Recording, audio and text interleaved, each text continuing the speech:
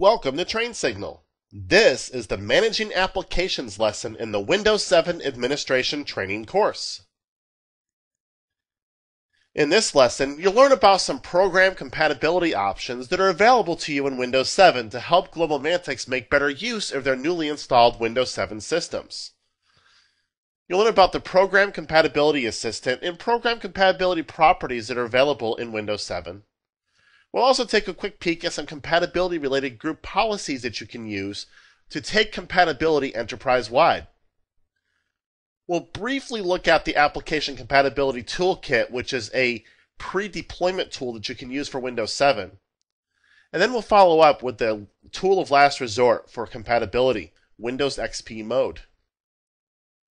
Once we're beyond Windows XP mode, we'll look at some program restriction items that you can put in place using software restriction policies, and we'll finish the lesson up by talking about App Locker, a brand new feature in Windows 7. Like many companies, Global Mantic uses a wide range of applications to meet their business goals, and there are some questions surrounding application compatibility and how it relates to Windows 7.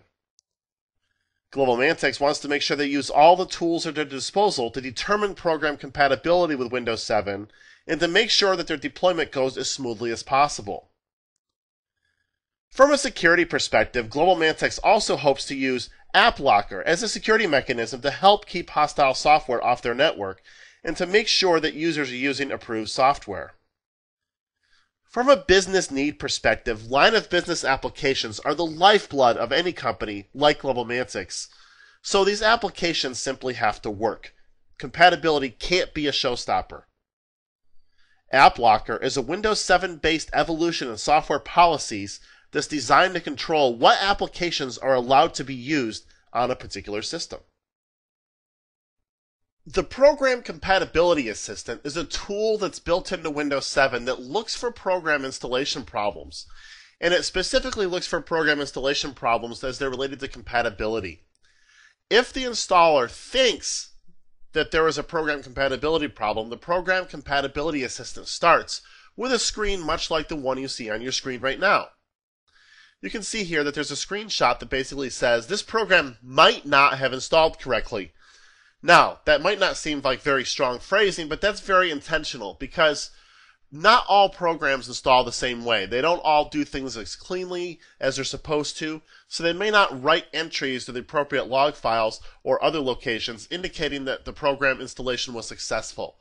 Therefore, the Program Compatibility Assistant makes a best guess as to whether or not a program did or did not install correctly.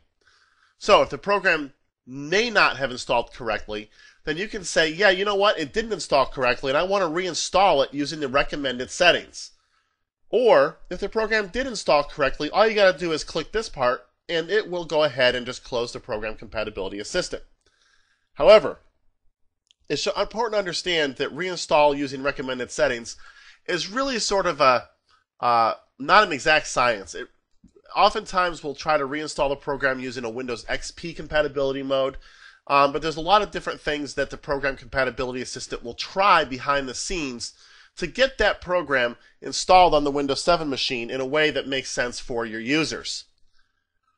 One of the resource items I've included on the resources slide at the end of this lesson is a lot of information about what Program Compatibility Assistant does behind the scenes. Because there's not a lot that you can actually do, you basically have two options here, reinstall or the program installed correctly. There's not a lot of settings you can change right here with regard to program compatibility. So, take a look at that resource guide. That's a developer's guide. It'll give you a lot more information about how program compatibility works behind the scenes. Whereas the Program Compatibility Assistant happens at install time, the program compatibility properties information can be set at any time after the program's been installed.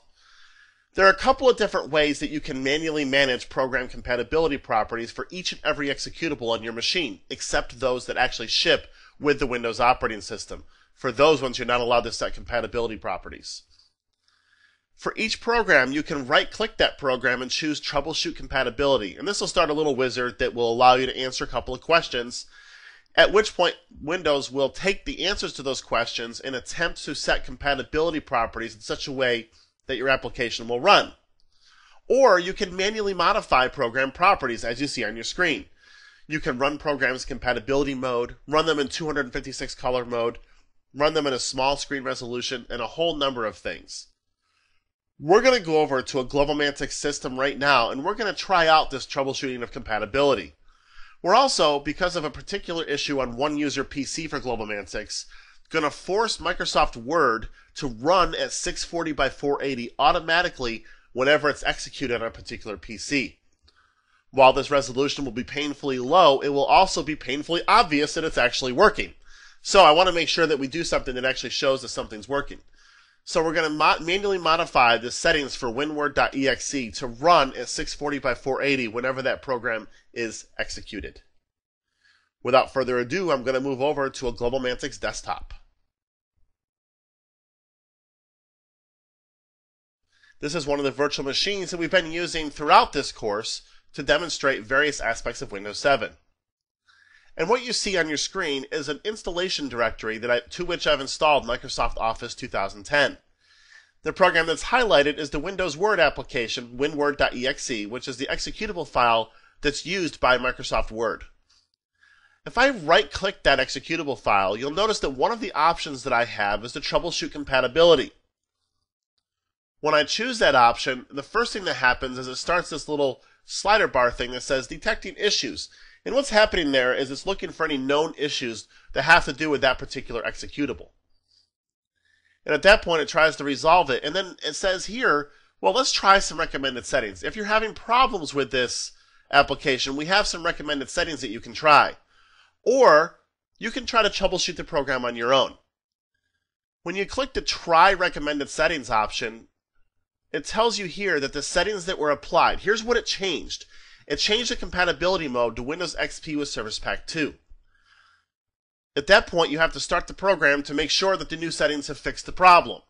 And when you click Start the Program, it will start the program with a compatibility mode of what you see on the screen, Windows XP with Service Pack 2.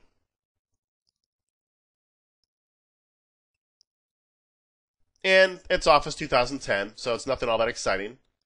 But I'll close it. So the program ran. Now, obviously, Office 2010 is compatible with Windows 7, but it's also compatible with Windows XP. So it's going to run under both XP and Windows 7.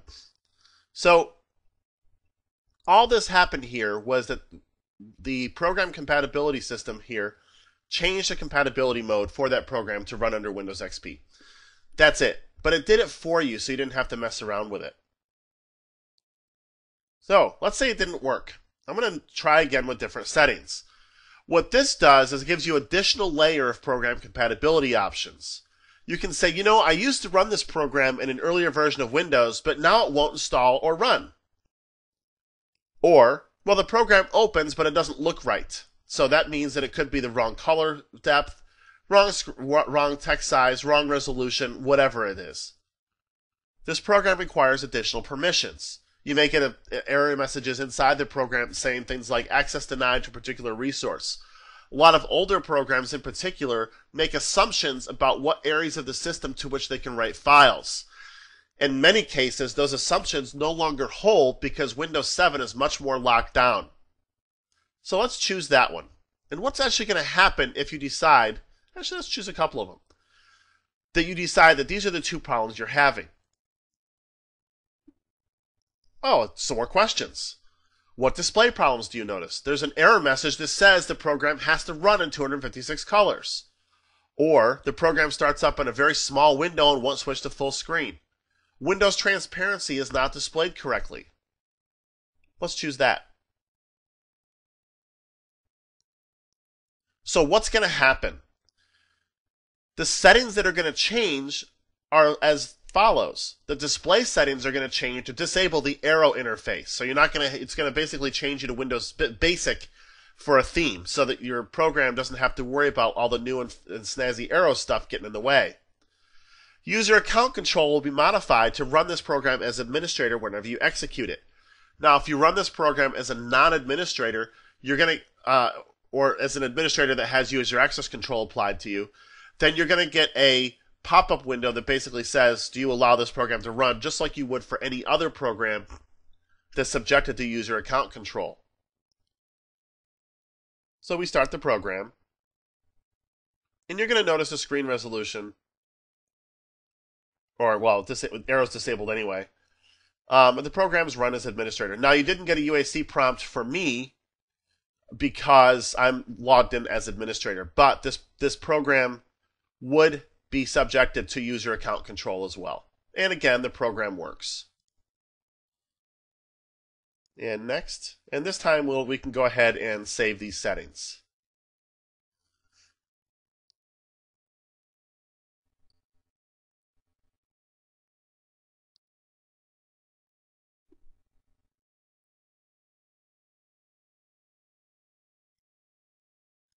So here it found an incompatible application. It says WinWord is incompatible because we told it it was incompatible, but this was just a test that we used in this particular application. Now, if I want to change these settings manually, I can. All I've got to do is right-click that file, go to the Properties page, and from the Properties page, go to the Compatibility tab. Now, you're going to see here that some of those settings that we set before are still active. This program is being run as administrator, and it's disabling desktop composition, which is just going to make the whole system run a little better. And there's a number of settings here that you can apply to your WinWord experience. The one we're going to test right now is to see what happens when we choose Run in 640 by 480 screen resolution. We found a user that has issues with his monitor when he tries to run Word, so we want to see what happens if we run this application in 640 by 480 mode. So we'll double-click the application now that we've made that change, and you'll notice that the screen resolution automatically changed.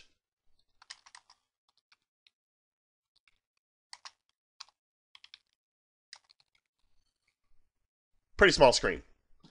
When we exit the application, the screen resolution automatically switches back to what it was before the user started that application. So what this allows you to do is the user doesn't have to go and manually change his or her screen resolution every single time he runs that application. All they've got to do is run the application, and the application takes care of adjusting the resolution as necessary. I want to explain in a little bit more detail what some of the other settings are for you. There are a number of different compatibility modes that you can use for each and every program. Some programs ran just fine under Windows 95, but they don't run very well under Windows 7. So there is actually a Windows 95 compatibility mode. This runs programs using the settings from a previous version of Windows that you select from that list. And it goes all the way back to Windows 95, Windows NT 4.0 with Service Pack 5, even Windows 2000. If you know a program used to work under a particular version of Windows, go ahead and try to set its compatibility mode for that version and see if you can get the program to work also under Windows 7. Running a program in 256 colors will allow the actual program that's running to use a more limited color palette. And this is required for some older programs that don't know how to handle very high color depths of newer versions of Windows. And believe it or not, there are some programs that have to run in 640 by 480. So this 640 by 480 screen resolution compatibility setting gives you a way to do that without having to manually change the resolution for each and every user. Disabling visual themes gives you a way to basically disable themes when a program is running. If you notice problems with menus, buttons, or a title bar for a program, go ahead and choose the Disable Visual Themes option to disable the theme while that program is running and hopefully get rid of those issues that you might be seeing. Disabling desktop composition, as I mentioned before, turns off transparency and arrow and some of the other advanced display features that are included in Windows 7. If you have problems with Windows movement or other things like that, and it might drag or be a little too slow, disable the desktop composition so that your system isn't working so hard to keep up with the graphics. Disable display scaling and high DPI settings. This turns off automatic resizing of programs with large scale fonts if you have large fonts in use on your system. Now, this may affect the display of some older programs that don't know how to handle scalable fonts. So if you have a program where the fonts are all out of whack or this text on the screen is looking like a mess, choose the Disable Display Scaling and High DPI settings in order to be able to try to correct that issue. From a privilege level standpoint, some programs have to be run as administrator because they have to be able to write files to protected areas of the operating system. Obviously, you only want to enable this feature if you absolutely have to, so be careful with it. It basically allows you to go through user access control or user account control and run the program with administrative rights. Now, you can change these properties on a per user basis for the currently logged in user or for all users by clicking the button at the bottom of the window. You'll notice that the exact same options, but this one is just opening it up for all users rather than just the currently logged in user. Like most things in Windows 7, there are group policies that are related to compatibility stuff in the operating system. You can see here that group policies are really only applicable in the Professional, Enterprise, and Ultimate versions of Windows 7. Compatibility-related policies are available via the Group Policy Editor at Computer Configuration, Administrative Templates, System, Troubleshooting and Diagnostics, Application Compatibility Diagnostics. I'm now going to move on over to the Windows 7 machine we've been looking at in this lesson, and we're going to take a look at these policies and see what they do. And here we are over at our spiffy Windows 7 desktop, and you can see that I've already saved this a couple of minutes and already browsed in the local group policy editor to the Troubleshooting and Diagnostics Application Compatibility Diagnostics area. There are 6 policies here that you can set, and by clicking on a policy, you'll get an explanation for what that policy does at the left-hand side of the window, or if you double-click a policy,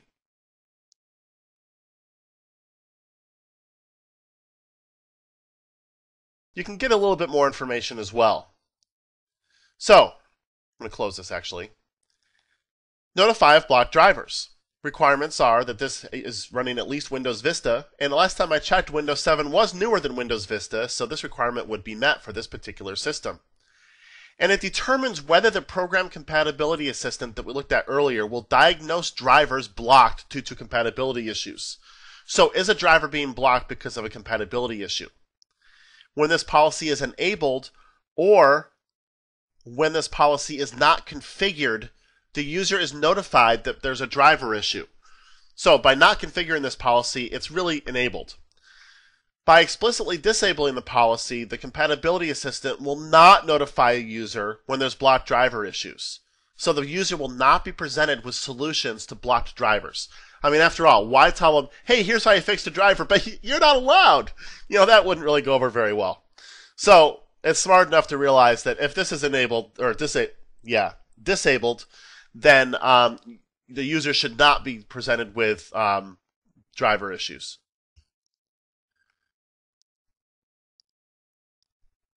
Detect application failures caused by deprecated COM objects. Again, if you enable the setting, if there are COM object issues from legacy COM objects for a particular application, then the user will be notified about the problem, and you'll be able to have the option to check the Microsoft website for solutions. And again, detect application failures caused by deprecated Windows DLLs. These DLLs change in every version of Windows, so there's very possible that an application is really looking for an older DLL that no longer exists under Windows. How do you want to handle that from an across-the-board perspective in your organization? Detect application installation failures. Do you even want application installation failures to be notified to the user? When you enable this policy, the user is going to be notified that something went awry, and they're going to have an option to restart the installer with Microsoft Windows XP compatibility mode. If you don't configure the policy, it's the same as having the policy enabled. By disabling the policy, the user is not going to be told about these particular options, and the application will simply not work. Detect application installers that need to be run as administrator. When you have this policy enabled again, you're going to be told this application has to be run as an administrator. And that's really what its name says. So, again, not configuring this policy like you had before shows that this policy is enabled. and detect applications unable to launch installers under user account control. And you can see here that this has a lot to do with user account control and how applications work with it. And again, when this policy is enabled or not configured, it's the same as being enabled. So disabling this policy is the only way to really change it. By default, these items are enabled in their not configured state. But take a look at these options if you want to control application compatibility in your own organization. GlobalMantix does not have a need to do an across-the-board change on this stuff, but it's really good to know that these items are available for administrators to make use of if their users get crazy with program compatibility. Another tool in your toolkit is the Application Compatibility Toolkit. This is a toolkit that's comprised of a number of different applications that will help you as the Windows 7 deployment person determine what applications are really compatible and ready for prime time with Windows 7. The Application Compatibility Manager is one component of the toolkit, and this is a SQL Server-based tool that collects application information from the existing GlobalMantix computers and runs them through a fancy scenario to determine what applications are ready to be deployed across the organization under Windows 7. The Compatibility Administrator portion of the Application Compatibility Toolkit is basically a set of application compatibility fixes that have already been verified to allow applications to work under Windows 7. Perhaps it's a registry change or some other change that's made to the system, but these compatibility fixes are already ready to go. Then there are some developer and tester tools, such as the Internet Explorer Compatibility Test tool, which tests website compatibility with IE8. There's a setup analysis tool, which monitors application installers to test compatibility, and there's a standard user analyzer to determine if an application will have problems with user account control. We're not going to be spending a lot of time on the Application Compatibility Toolkit, as I mentioned in the deployment lesson, because it's really outside the scope of the course. So, I do want to show you the Application Compatibility Toolkit, a very bare screen, so that you can see what it looks like when it's in operation. To use the Application Compatibility Toolkit, however, you have to have a SQL Server up and running, and you also have to have a deployment tool that you can use to deploy a collection analyzer on all the GlobalMantix systems before they're upgraded to Windows 7, so that this tool can run and see what's actually installed on every PC and then produce reports that tell you what applications will and will not work. I'm going to sneak over to one of the GlobalMantix desktops real quick and just show you what the screen looks like. It's not going to show you a lot, but you'll get an idea of why the Application Compatibility Toolkit can be useful if you want to take the time to set it up.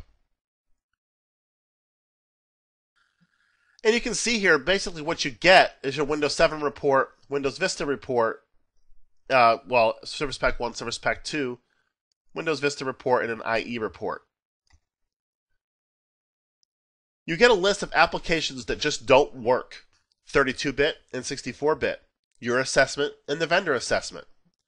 Applications that have minor issues, applications with no known issues, and applications with just there's no data for the particular application. So you're going to get a list of all the applications in your organization that just are known to not work or known to work with Windows 7. So it is a useful tool, but it does take quite a bit in the way of back-end infrastructure to work appropriately. I think Microsoft was brilliant for including Windows XP mode in Windows 7. I believe one of the company's greatest strengths and weaknesses is in their desire to maintain backward compatibility with older versions of Windows. By using Windows XP mode, they can actually have the best of both worlds. They can begin to break away from their compatibility issues that they have in place with having to maintain backward compatibility for older applications, while at the same time moving the operating system forward in new ways that make it more secure, more feature-rich, and a better experience for organizations and users alike. That said, Windows XP mode is really an option of last resort. It basically creates a virtual instance of Windows XP in which applications are run. These applications may or may not be compatible with Windows 7. They're probably not compatible with Windows 7, but they were compatible with Windows XP. So basically, you're allowed to run these Windows XP compatible applications under Windows 7 in a very seamless way. And you're going to see that in action here in just a couple of minutes. There are a couple of caveats to Windows XP mode before you get started. You have to have a processor that can support Windows XP mode. So you try it out on one of your own desktops at home or in your organization and see if the desktop actually supports Windows XP mode. Second, your machine has to be a little beefier than normal. Think about it like this. You're running a full copy of Windows 7 plus a mini copy of Windows XP in the background. So your machine has to have enough horsepower and memory to be able to support running both of these operating systems. Next, don't forget that you're running Windows XP on this system as well as Windows 7. That Windows XP instance will need to be updated just like anything else would be in your organization. So it does add an administrative layer to the environment when you decide to start using Windows XP mode. But at the end of the day, this may be the only way that an organization can make its way to Windows 7. If there's one critical line of business application that simply is not ready for Windows 7, using Windows XP mode can help those organizations make the move to Windows 7 and get the other benefits with the new operating system. Windows XP mode is available for download from the site you see on your screen, Microsoft.com/Windows/VirtualPC. There are 3 steps involved in the installation. You have to download and install the Windows XP mode, which copies the virtual machine or the virtual hard disk to the computer. You then install a copy of VirtualPC, and then a Windows XP mode update. We're going to actually do 2 things here. Global Mantex has a need to be able to run Internet Explorer 6 under Windows 7. Well, IE6 is an obsolete browser, but some applications still require it. So we're going to be able to have a way to run IE6 right from the Windows 7 Start menu. It's pretty cool. We're also going to add another application to the Windows 7 desktop through Windows XP mode that's called Notepad++. Although Notepad++ will work under Windows 7, for demonstration purposes, we're going to install it through Windows XP mode so you can see just how easy it is to add applications through Windows XP mode. And here we are over on our handy dandy Global Mantex desktop, and you can see that there are 3 files on the desktop labeled 1, 2, and 3. I'm kind of dumb, so I decided that I would number them 1, 2, and 3 so that I did them in the right order. The first one is the Windows XP mode that I talked about before. The second one will install an update so that VirtualPC is enabled. And the third one will install an update for Windows XP mode itself. So I'm going to start by executing the first file. If you visit that link you saw back on the PowerPoint, you'll have a list of all of these files to download, either in 32-bit or 64-bit varieties. I'm running this on a 64-bit system under Hyper-V, and it actually works. XP mode works under Hyper-V as well. And so I've downloaded the 64-bit editions of the software. The Windows XP mode, the first item here, the Windows XP mode virtual machine itself, there's just one of them. There's no difference between 32-bit and 64-bit. These two are processor specific. So if you have 64-bit Windows, then you need the 64-bit updates. If you have a 32-bit copy of Windows 7, you need a 32-bit edition. So I'm going to go ahead and run the Windows XP mode installer. And this process does take a little bit of time to get set up. So be prepared for that.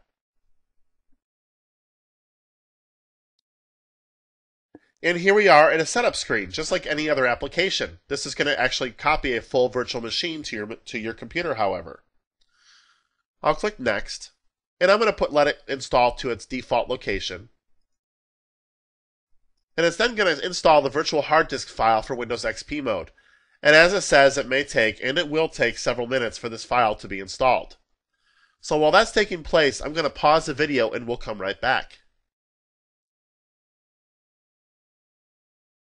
Setup is now completed, and as you can see, a virtual hard disk file for Windows XP mode has been installed at the location you see.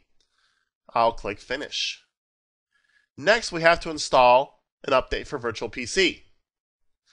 After which we'll probably have to reboot the system. So we'll go ahead and allow this puppy to install, and then we'll reboot the computer.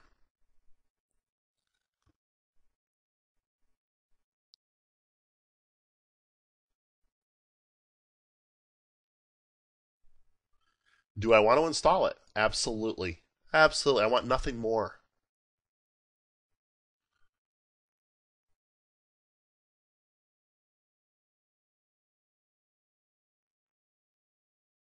And there are some license terms that we have to agree to. I've read the whole thing, so I'll click I accept. And you can see that the updates are now being installed. Initializing installation, that's always a good first step. If it's not initialized, who knows what will happen.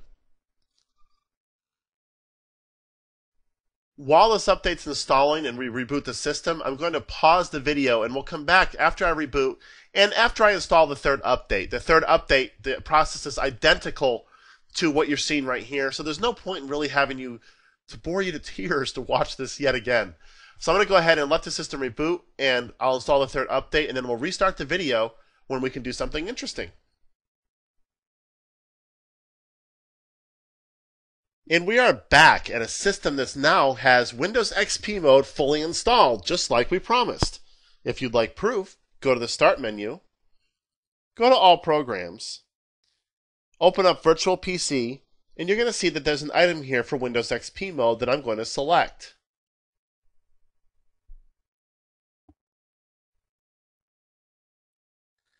The first thing you have to do is accept the license agreement, and I'm sure that I'll give you a chance to read it.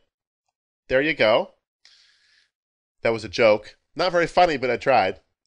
Click Next. You have to create some credentials for a user called XPM User. This is the XP Mode user account. And I just use its typical password, and I'm going to allow it to remember the credentials. If you want to learn more about credentials for Windows XP Mode, you can click the link on the screen so you can understand exactly why these credentials are necessary. This is required so that it's a default account used to run the Windows XP Mode. It's basically the account context in which XP Mode runs.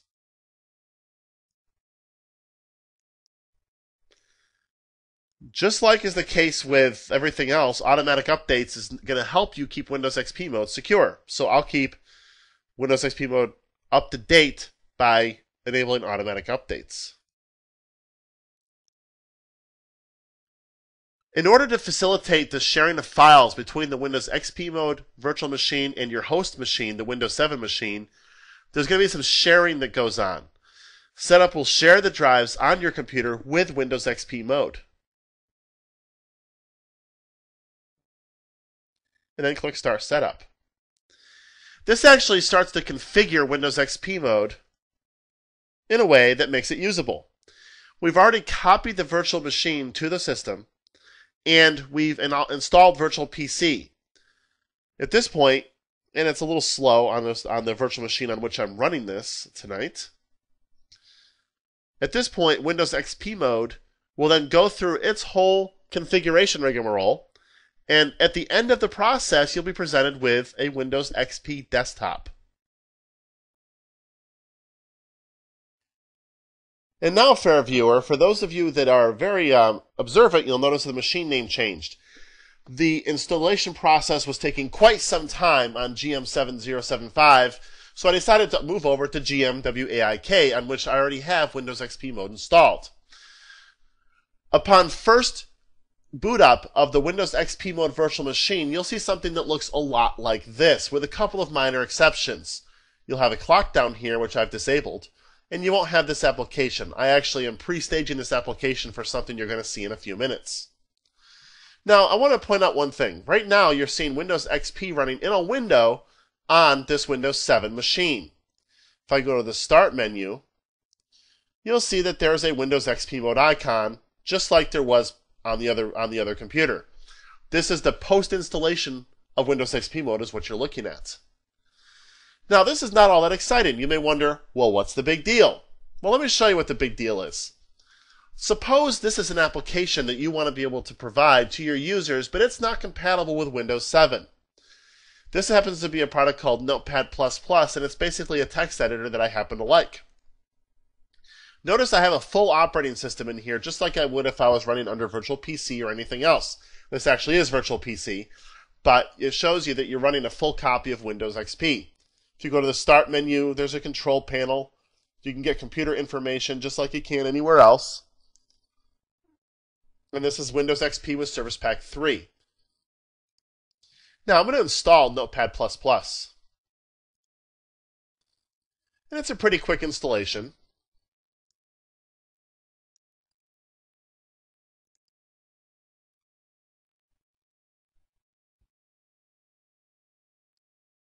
And it puts an icon on the desktop. I'm going to not allow it to run right after installation. I'll click Finish. And if we go to the Start menu, we'll see, in fact, that Notepad++ now appears on the Start menu. More importantly, however, Notepad++, notice there's a new icon, Windows XP Mode Applications. And inside Windows XP Mode Applications is a Notepad++ folder with a Notepad++ executable running under Windows XP mode. We're not going to run it quite yet. I want to do one other thing. Right now, if we open this up, you're going to see that there's only really one application that's of any interest, and that's Notepad++. Let's get Internet Explorer 6 working on Windows 7 as well. To do that, this is kind of a trick. This is not something that Windows XP mode was designed for, but it works. Right-click the Start menu and choose Open All Users. This opens up the All Users portion of the Start menu. On this screen, right-click anywhere and choose New Shortcut. In the Create Shortcut window, click the Browse button and browse to the C drive, Program Files,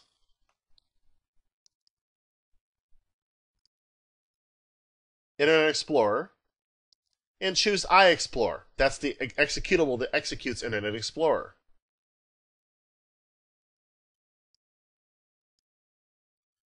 And click Next. I'm going to type Internet Explorer 6 and click Finish. And that's it. Now, I've installed Notepad++ and I've added Internet Explorer 6 to the All User Start menu. Now, when I go to the Start menu in Windows 7 and choose All Programs, Windows Virtual PC, you're going to see that there's Internet Explorer 6 and Notepad++ in here. And I'm going to run Notepad++ in Windows XP mode. You're going to get a warning saying that the virtual machine has to be closed. So I'm going to go ahead and close that because it basically runs in the background. You don't want to have the whole thing open because it's going to grab its windows and it's going to move its individual windows to Windows 7. And you'll see that here in just a second. So it's launching the application. The first time you launch an application in Windows XP mode, it's going to take a little bit of time because it has to start the virtual machine and then run the application. So if you've just booted up your computer for the first time today, that window might take a little bit of time to go away that's running the application. Now, the other thing you want to notice here is your computer might be at risk, remote. This is telling you that there's no antivirus software installed in that Windows XP mode virtual machine. You might want to install that if you're going to use it for anything that's going to get it out on the internet, like Internet Explorer. We're going to close that, however. But notice the window style. This is not a Windows 7 window style. In fact, it is a Windows XP Windows style, as it should be. We are running this on Windows XP mode. And everything works just like you'd expect. When you save files, when you go to the Save As dialog box, it's going to ask you, where do you want to save stuff? You can go to My Computer, but notice a couple of things. There are shared drives now that are available for you to install your stuff to. This is the C drive on the host machine. So if you want to save something to the host machine, that's where you'd go.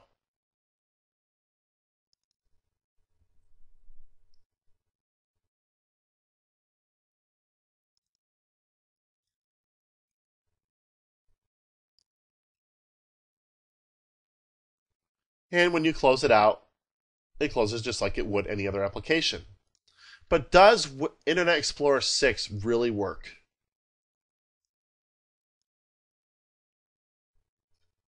Let's see.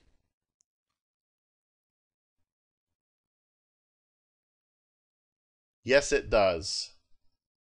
I'm just not going to let go full screen. There you go. Internet Explorer 6, as you can tell, runs just fine under Windows XP mode running on Windows 7. You want to make sure it's Windows Explorer 6, Internet Explorer 6, go to the Help menu, About Internet Explorer, and we are indeed running Internet Explorer 6 on Windows XP SP3. That's pretty cool stuff. I think it's pretty cool stuff anyway. We've spent most of this lesson so far talking about application compatibility. There are, however, many instances in which organizations want to be able to control which applications are and are not run in the environment.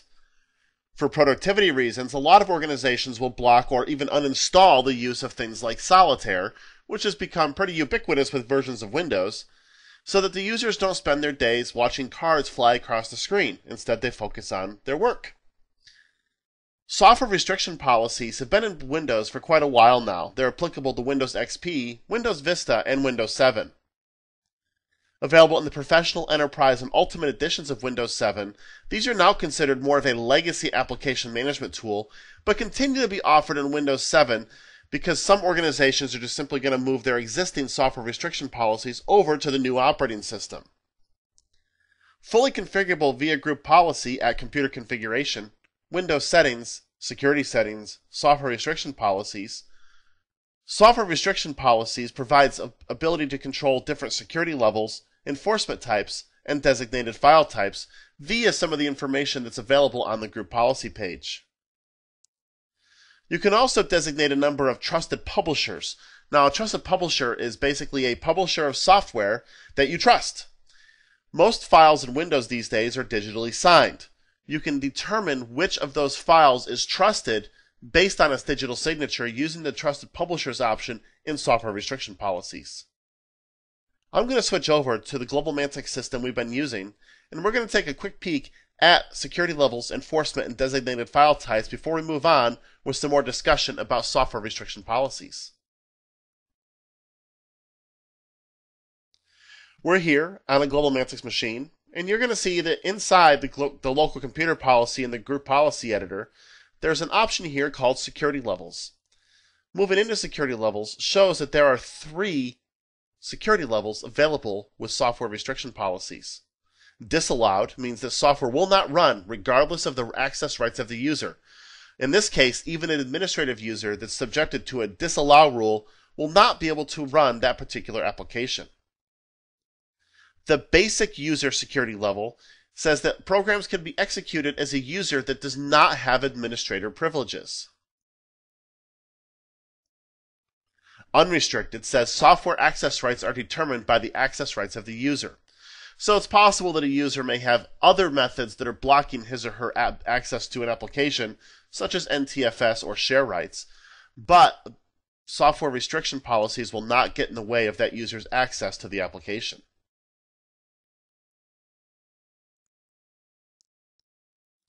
From an enforcement standpoint, I'm right-clicking Enforcement and choosing Properties. You have some options as well. You can decide exactly how you want software restriction policies to be applied. Do you want software restriction policies to be applied to all software files, or all software files except libraries such as DLLs? Microsoft recommends that you choose the default option, which applies software restriction policies to all software files with the exception of those DLL files, as this will make the administrative burden much less. And the added benefit for protecting DLLs like this is really not that great. Only in the most secure of environments does Microsoft recommend that you move away from this default option. Next, to whom should software restriction policies be applied? All users, or all users except local administrators? For the purposes of our examination here, we're going to keep the all users option. However, for purposes in your own environment, you may want to consider the use of all users except local administrators. It is possible to make a mistake with software restriction policies that can basically deny access to the system. So if you choose this option, local administrators can get you out of the bind. And when you're applying software restriction policies, do you want to enforce or ignore certificate rules? Certificate rules will negatively impact the performance of your machine, so think carefully before you decide exactly whether or not you want to ignore or enforce restriction policies that include certificate rules. The designated file types option in the group policy allows you to define what's considered an executable program for the purposes of software restriction policies. I'm not going to make any changes to the screen you see, but you can see that there are a whole lot of different types of files that are considered executable to this particular system. If you wanted to add one, you would type its file extension into the box, and you can have it as long as you want, and then click the Add button.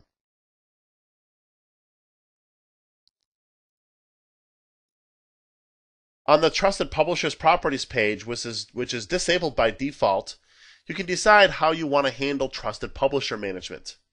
Do you want to allow all administrators and users to manage their own trusted publishers, only allow administrators to manage trusted publishers, or only allow enterprise administrators to manage trusted publishers?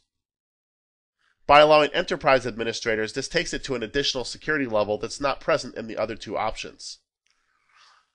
As I mentioned before, all applications have a digital signature that's basically signed code by a publisher. Using this option, you can decide which publishers you trust and which ones you don't.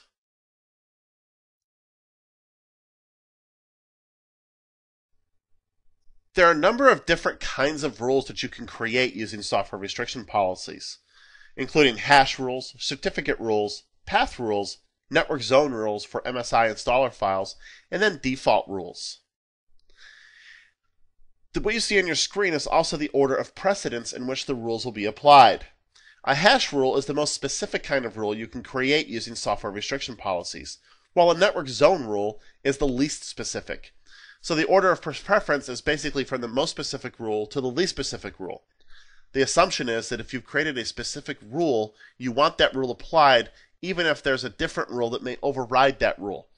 For example, you may have a path rule that allows access to a bunch of files in a particular folder. However, you might have a hash rule that disallows access to an application inside that same folder. The assumption will be that although you've created that general path rule, the more specific hash rule will be the one that you really want to have applied in the particular case of the program that's subjected to the hash rule. I'm going to quickly discuss exactly what each kind of rule does. A hash rule creates a unique identifier for a file that you subject to the hash rule. That, when I say unique, I mean truly unique. That unique fingerprint for that file is only for that specific application, including the version of the application. So if you create a hash rule for version 9.0.1.3.4a of a file, it will only be enforced against that exact version of the file.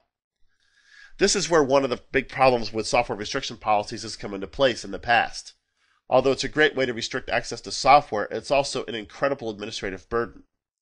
Each time you add a service pack or an update to a system that changes that application, that unique identifier goes away and is recreated. So every time you do an upgrade, you've got to recreate your software restriction policies to keep them current with the latest operating system.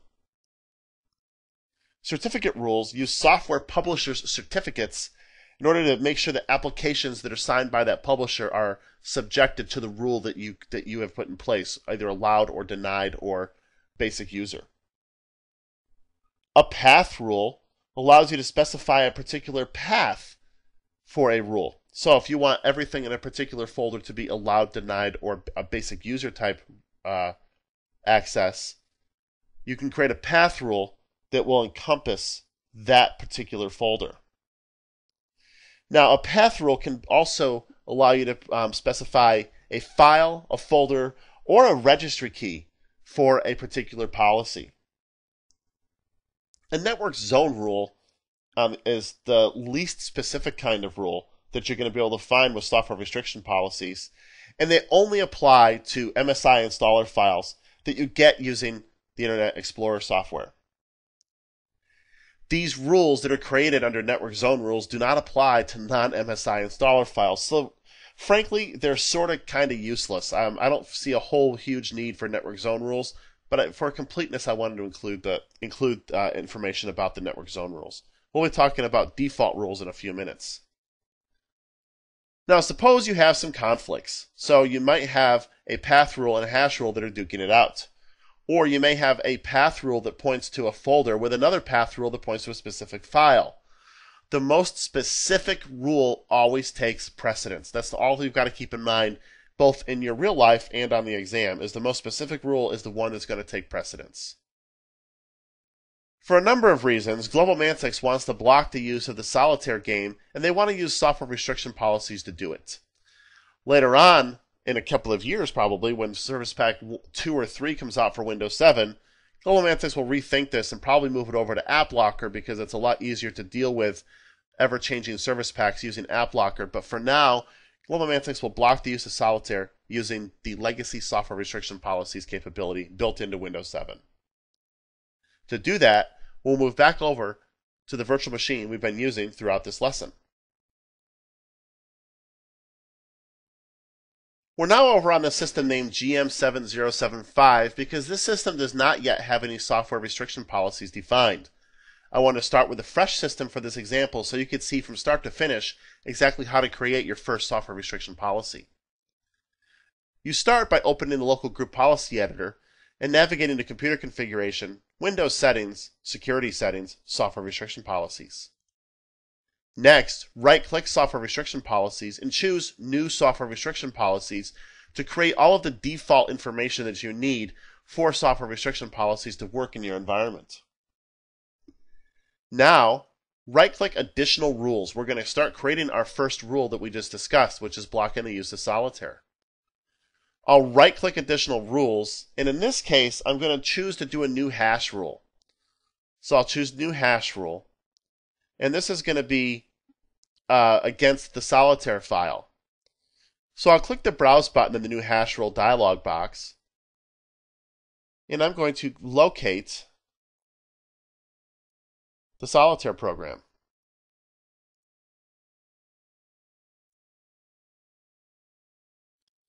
Which is at C:\program files Microsoft Games Solitaire. Solitaire.exe is the application that actually launches the solitaire tool. So I'll select solitaire and click open. That'll open it up in the new hash rule dialog box. And one of the things you'll see is the file information, solitaire.exe, version 6.1.7600.16385. It's important to understand that when you create a hash rule, it's going to be against this exact version of solitaire.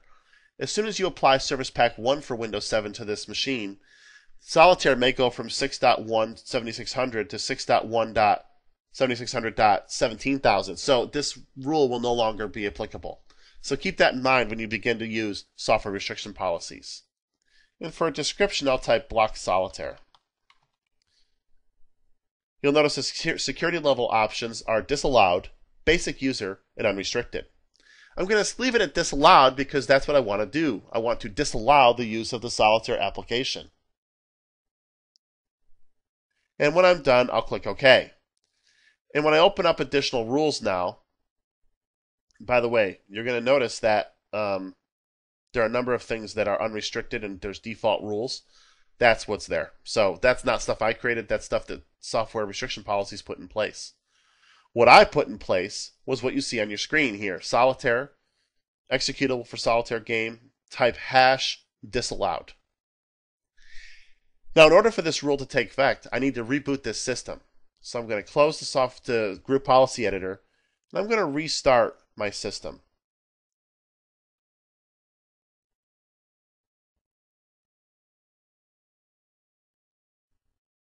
And here we are, back after the system's been restarted. So I'll go to the Start menu, and I'll try to run Solitaire.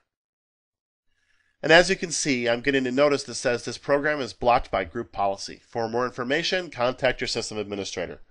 This is exactly the goal we were trying to achieve. The user is not allowed to block Solitaire or to run Solitaire, and if they want to run it, they have to call you and justify it for the business reason for why they should be allowed to run Solitaire during work hours. That should be a good request. If you do that, I'd like to see it. Brand new to the Enterprise and Ultimate editions of Windows 7 is a feature called AppLocker, which is really a brand new version of software restriction policies. It's much better, however, than software restriction policies, as there's capability built into AppLocker that negates the need to rework restrictions as applications are upgraded. So when you apply that service pack, you don't have to go back and figure out how to re-secure Solitaire. Further, with AppLocker, you can apply policies to user subsets rather than the broad swaths of users to which software restriction policies have to be applied. As is the case with software restriction policies, AppLocker policies are configurable via group policy, a computer configuration, Windows settings, security settings, application control policies. AppLocker relies on the use of a service that's built into Windows 7 called the Application Identity Service. By default, the Application Identity Service doesn't start, so we have to change the configuration for the Application Identity Service to be into an automatic start state, which we'll do in a few minutes when we move on to our example. On this page, you'll see a list of features that have changed between software restriction policies and AppLocker. This is right from the AppLocker help file, but I thought it was really useful information. As you can see, some things are the same, but many things are not. The rule scope for software restriction policies is everyone, whereas AppLocker is for specific user or group. With rule conditions, AppLocker provides file hash, path, and publisher rules, which we'll talk about soon. Both have allow and deny rule types, but the default rule action in AppLocker is to deny.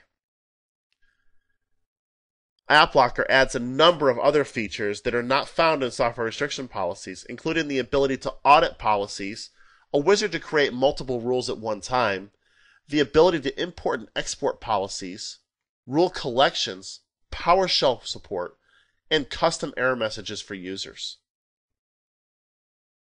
With AppLocker, there are 3 or 4 rule types depending on how you configure the service.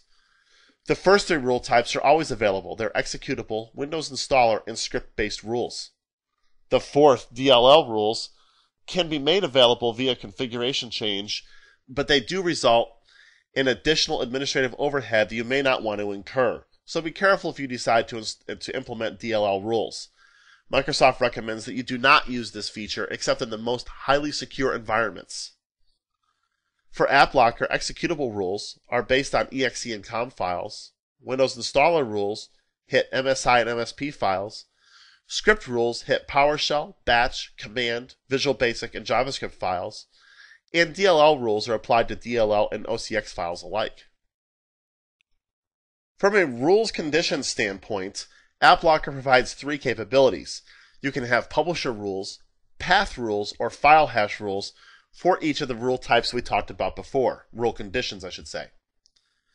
Publisher rules we'll be discussing in the next slide, and these are the most secure and most flexible option, and as you're new to AppLocker, and this is where you can get away from having to create new rules each time you install new service packs. As is the case with software restriction policies, path rules are based on a file path, and there's file hash rules just like you had in software restriction policies as well. This is based on the unique file hash, and these are generally used when a file is not signed. Publisher rules require that you use a signed file. However, file hash rules are used when a file is not signed because they're still more secure than path rules. You can allow and deny rules using AppLocker just like you can with software restriction policies, although the default rule behavior is to deny rules. We're going to focus here on publisher rules. Rules based on application digital signatures only. To use the publisher rule, the file has to have a digital signature. These kinds of rules can survive application upgrades. For example, you can create a publisher rule that says, block this application at version 2.0 and higher, or block this application only for version 1.5 and lower, or allow version 2.0 or higher of a program to run if it's signed by the software publisher GlobalMantics DevCorp. You can get very specific with how publisher rules work, or you can get very generic, and sometimes you may want to get a little bit more generic because that's how you can create rules that will survive application upgrades. If that doesn't make sense right now, that's okay, because when we get into our example, I think you'll see this come into place. For our example, GlobalMantics wants to block the use of WordPad using AppLocker. GlobalMantics has standardized on Microsoft Office, and they use a lot of additional Office add-ins for workflow purposes. Unfortunately, some users were using WordPad to edit doc files, and they were bypassing these workflow tools, so GlobalMantics has decided they're going to block the use of WordPad on their machines.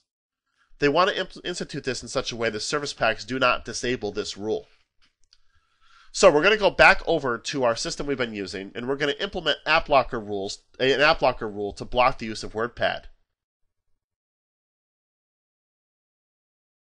The first step we have to take is to enable a service that enables App Blocker to work. So we'll go to the Start menu and choose Control Panel, go to Administrative Tools, Services, and we're looking for the Application Identity Service. So there's the Application Identity Service. I'm going to double click that service, and you're going to see that right now the startup type is manual. I'm going to change that to an automatic startup type and click the Apply button. And then click the Start button to start the service. Notice that the description of this service says disabling the service will prevent App Blocker from being enforced, so we don't want to do that on this machine.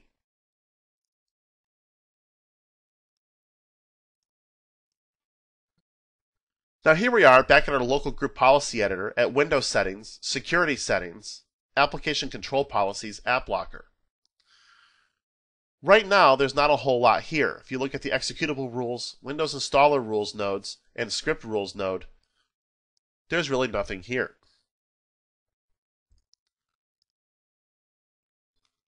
If you right-click App Blocker, you'll notice this is where you can import and export policies as well.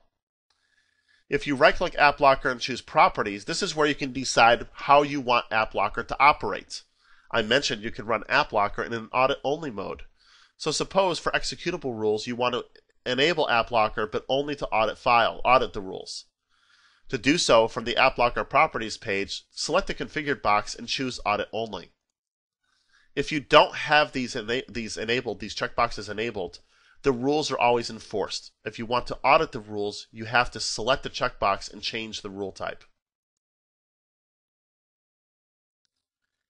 The first thing I'm going to do in the executable rules section is I'm going to right-click executable rules and choose Create Default Rules. This will create a set of rules that enable basically most software to just simply work as necessary. Basically, all files in the program files and Windows folders, basically all files are going to be able to be executed. What this does is it kind of opens the floodgates. And I now have to create deny rules that are specific. Again, more specific rules override more general rules, just like with software restriction policies. And deny rules override allow rules. And I'm going to disable the use of the WordPad application. Now, I'll right-click executable rules and choose Create New Rule. You get it before you begin page, which is, just general information. And I'll click Next. I want to create a deny rule for everyone. Notice here I can select any user group that I want, down to a particular user. This is how granular App Blocker can get, which is a huge benefit over software restriction policies. You can create multiple rules for the same application for different sets of users if you like. I'm going to create a publisher rule. And the file that I want to choose is going to be called the reference file. So I'm going to click Browse. And I'm going to go find WordPad. That's it, Program Files, Windows NT, Accessories, WordPad. Now you're going to notice that I've got, if you remember back to the software restriction policies example we did, we had the publisher, product name, and file version as well. Here I have a slider bar. So I can say I want to block WordPad.exe no matter what. So the file version goes to a star. So every single version of WordPad gets blocked. Or I can say I want to block anything with a product name of Windows operating system, Microsoft Windows operating system, as it says right here. I don't want to do that because then I really kill myself because there's a lot of things that won't run then. In this case, I want to keep the granularity at the application or the file name level. So I'm going to choose WordPad.exe, but let me show you one other thing here. If I go to File Version and I choose Use Custom Values, I get the exact version of the software that happens to be installed on this machine right now. So my deny rule here, or disallowed deny, however you want to say it, would say I'm going to block file version 617600163885 and above and below, or exactly. So if I want to block older versions of WordPad, I can. If I want to block this version and other and above versions of WordPad, I can. In this case, however, I'm going to choose the file name level. This is how you get around the major complaint around software restriction policies for version information.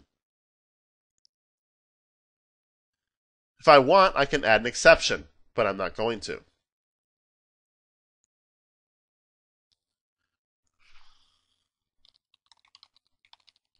I can type a description, say block WordPad, and I'll click Create to create this rule. Now, when I go to the Start menu and try to type WordPad, it's blocked, just like it should be. Now, there may be a time when you want to create rules en masse. Let's say you want to create executable rules for everything under Program Files. So if you right-click Program Files, you can choose Automatically Generate Rules. This is going to be a wizard that will allow you to quickly create a number of rules all in one fell swoop. So here's the folder that contains the files you'd like to analyze, and this will look for executable files in this case because we're creating an executable rule set. To whom will these rules apply, and what do you want to call this set of rules? So I'm just going to keep the defaults, and I'll click Next. Now in this case, what are your rule preferences? I want to create publisher rules for rules that are digitally signed. And you already got to see before why publisher rules can be so powerful, because you can adjust that slider bar up and down and life is good. If a file is not signed, what do you want to do? In this case, I want to create a file hash because it's more secure than creating a file path rule. The reason being is because I can simply move a file out of the file path somewhere else and then still execute it. Do you want to group similar files? And I do want to group similar files so I can have fewer rules. And we'll click Next. It's now looking to see what kind of rules it can create, and here's what you have. The analysis is complete, and it's going to create 5 publisher rules and 5 file hash rules. It's going to create these 5 publisher rules for 42 files and 3 file hash rules for 4 files. If you click the Review Files That Were Analyzed button, here's a list of all of the files that are analyzed.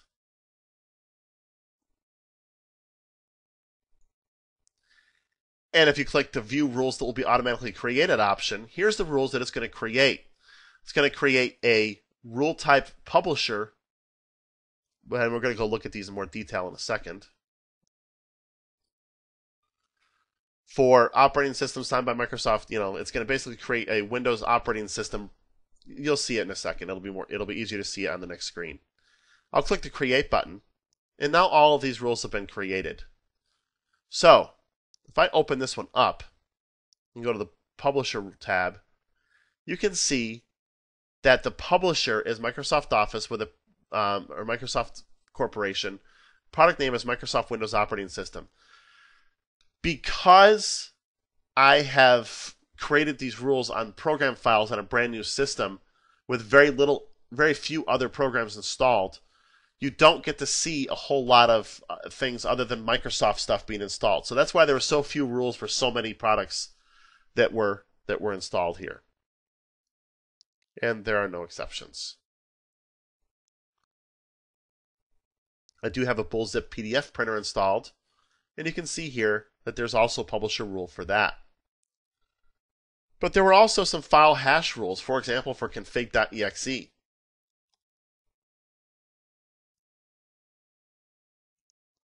But that's how you can quickly create en masse a number of rules, executable rules, Windows installer rules, or script rules. In this lesson, we started out by talking about the Program Compatibility Assistant, and then we moved on to Program Compatibility Properties and some compatibility-related group policies. We briefly touched on the use of the Application Compatibility Toolkit as a pre-deployment method for determining what programs will and will not work with Windows 7 in the Global Mantix organization. We then moved on to the option of last resort, which is Windows XP mode, a clever way that Microsoft installed backward compatibility in Windows 7 without having to expand the code base for Windows 7 to be insecure like the older versions of Windows could be. We then moved on to configuring software restriction policies, a now legacy way to create policies in which software is restricted based on a number of rules that you can create. It was difficult to configure and difficult to maintain.